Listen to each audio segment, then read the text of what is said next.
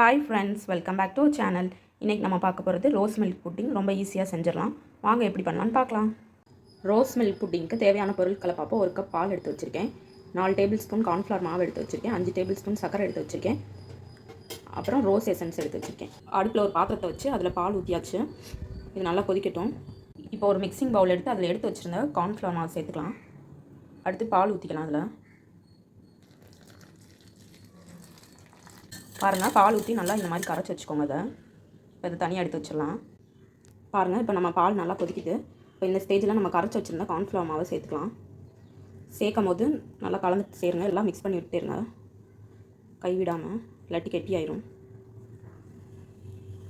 இப்போ நம்ம இதில் ரோஸ் எசன்ஸ் சேர்த்துக்கலாம்.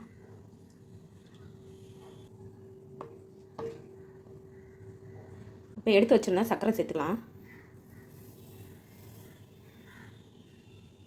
மிக்ஸ் பண்ணி விட்டுக்கலாம். நல்லா கைவிடாமல் கிளறி விட்டுருங்க, இல்லாட்டி அங்கங்கே கட்டி பட்டுரும்.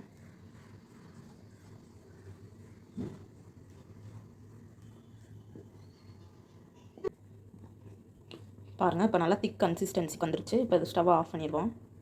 இப்போ ஒரு பவுலில் நெய் தடவி வச்சுருக்கேன், நம்ம புட்டிங் ஒட்டாமல் வர்றதுக்கு. இப்போ நம்ம செஞ்சு வச்சுருந்த ரோஸ் புட்டிங்கை இதில் சேர்த்துக்கலாம். பாருங்கள், நம்மளோட ரோஸ் புட்டிங்கை இதில் சேர்த்தாச்சு. இப்போ நம்ம இதை தட்டி விட்டுக்கலாம். 2 மணி நேரம் ஃப்ரிட்ஜில் வச்சு எடுத்துக்கலாம். ஃப்ரீசரில் வைக்கக்கூடாது, ஐஸ் கட்டி மாதிரி வந்துடும் நம்ம புட்டிங்கு. அப்போ சாப்பிடும் போது நல்லா இருக்காது. நம்ம நார்மலாக ஃப்ரிட்ஜிலே வச்சுக்கலாம். 2 மணி நேரம் கழிச்சு பார்க்கலாம். பாருங்கள் ஃப்ரெண்ட்ஸ், நம்மளோட புட்டிங்கை 2 மணி நேரம் கழிச்சு ஃப்ரிட்ஜிலேருந்து எடுத்தாச்சு. இப்போ சைடில் இந்த மாதிரி எடுத்து விட்டுலாம். பாருங்கள் எப்படி அழகாக வருதுன்னு.